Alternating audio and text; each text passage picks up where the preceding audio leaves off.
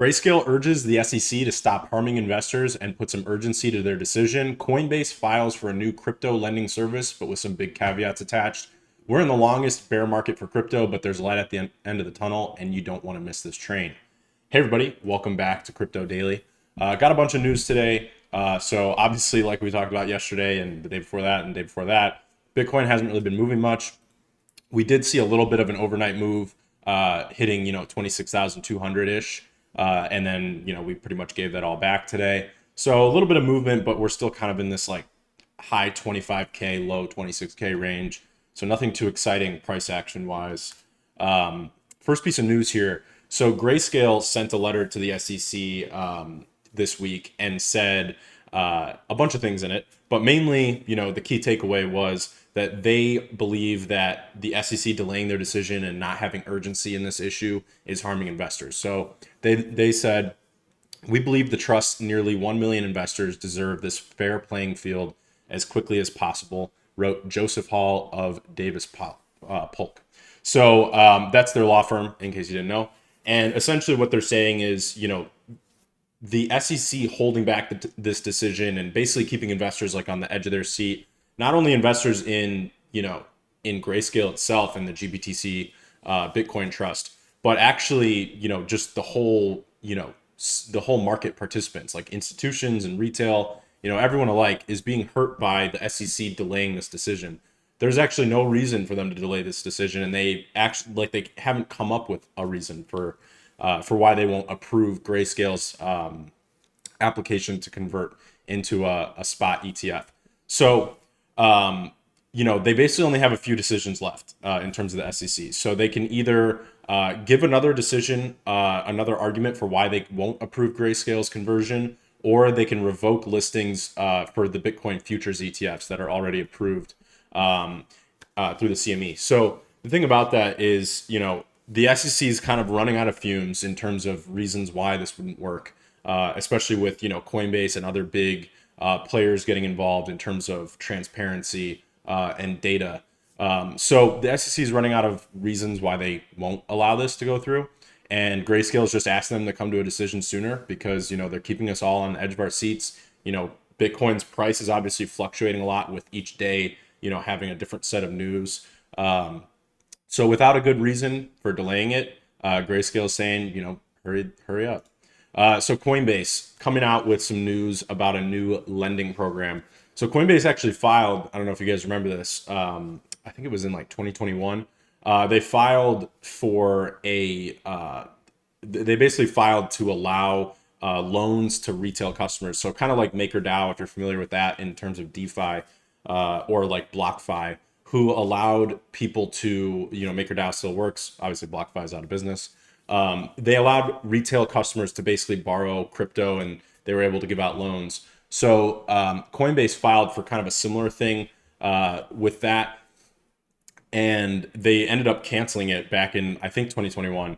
And then now they've got a new filing, but this is for a lending service only for institutions.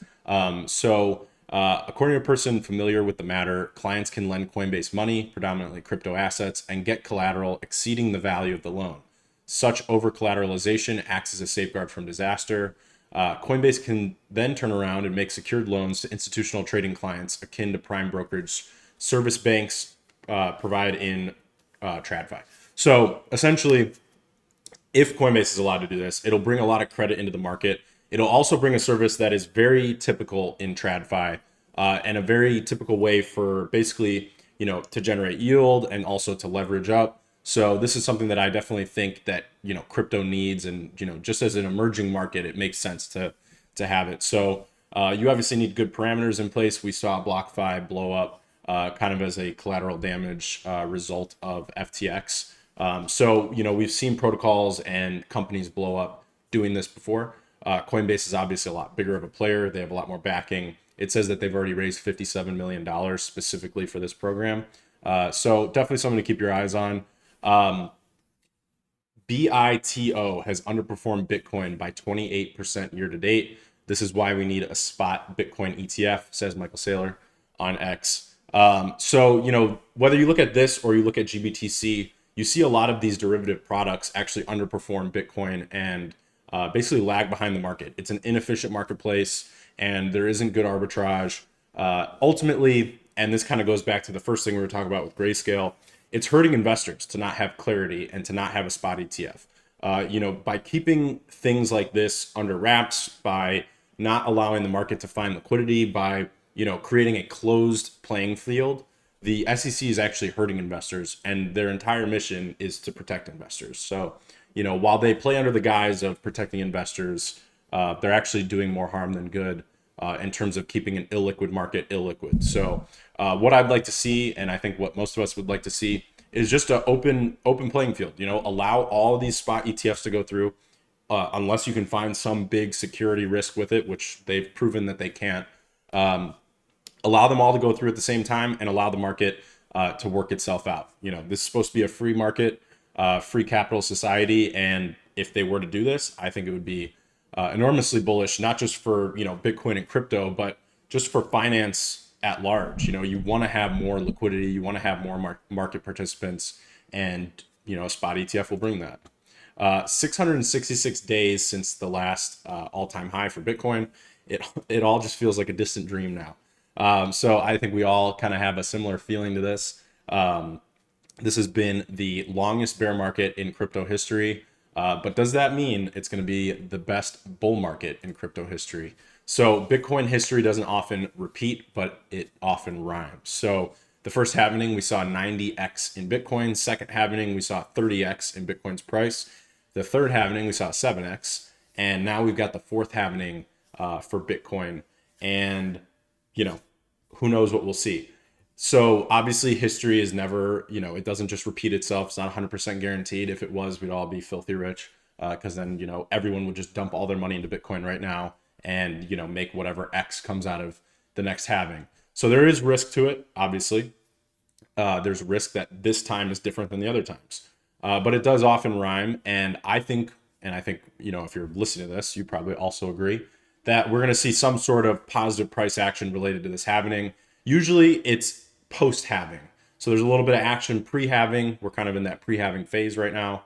But then post-halving, it takes time for that supply shock to take effect. So we'll see something interesting, in my opinion. And then if we get this demand shock from a spot ETF, that's when things start to get crazy. So Mark Harvey, quoting this clip with Michael Saylor, talking about 3 catalysts he believed would take Bitcoin actually to $5 million per coin, which would be awesome to see. A spot ETF approval, which obviously is the big news right now. Traditional bank custody of Bitcoin. Fair value accounting rules from the FASB. So we already got number 3 as of this week. That was pretty big news. I talked about it yesterday if you want to check out that video. Spot ETF approval. Pretty much everyone agrees that this is going to happen at some point in the near future. So the 3 catalysts are coming into play. Will Michael Saylor be right? Is Bitcoin going to hit $5 million? I don't know. I hope so. And then last thing here. So you guys know that I follow Thorchain pretty closely. I'm a big fan of Rune. I'm a big fan of the multi-chain protocol that they've built in terms of allowing, decentralized exchanging of crypto assets. They're truly one of a kind in terms of a DeFi protocol. So this was a really cool report. I actually printed it out, and it's by Proof Group. And basically they're just talking about Rune, talking about Thorchain, and looking at it from an institutional investor perspective. So it was a cool read. I highly recommend it. So I will throw the link in the description.